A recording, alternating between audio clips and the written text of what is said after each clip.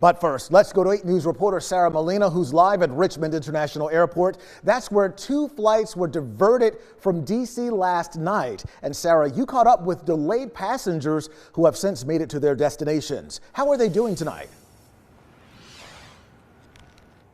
Yeah, Eric, I met passenger Coby Ceccarelli diverted here at RIC for hours. I spoke with him again today, and he says he's now finally back home in Phoenix, but he tells me he's a firefighter actually in school to become a pilot. Now, because of this, he says he's learned so much after last night's frightening experience. How are you doing?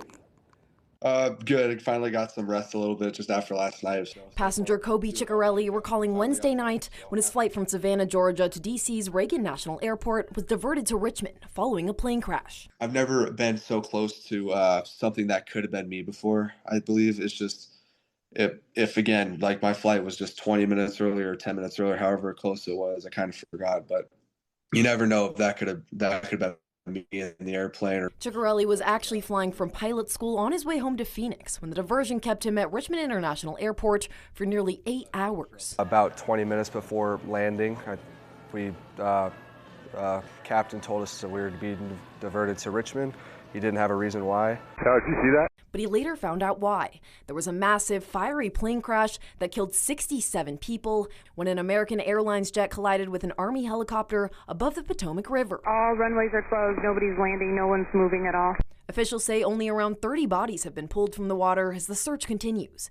This all unfolding while Ceccarelli and other passengers on his flight were confused. We were going on circles like 10 minutes and we were like, what's going on? We were supposed to be landing 10 minutes ago. Kendra Ortiz and Ceccarelli say despite the chaos, they're just grateful to be alive. When you finally landed and you were able to check your phone and see everything that was going on, what was your initial reaction? I was just really grateful and fortunate for my life at that standpoint. My dad was very relieved to hear my voice, and my mom called me about an hour after that, very relieved to hear my voice. Ceccarelli says his pilot training actually kicked in when he heard the pilot's announcement. The way the pilot described it was if some communication was going wrong with the air traffic control tower over there. So that's something I've never heard of before. I was very, very fortunate to be on the ground, and I think I'm realizing that more today than I was last night. Flights also resumed this morning at DC.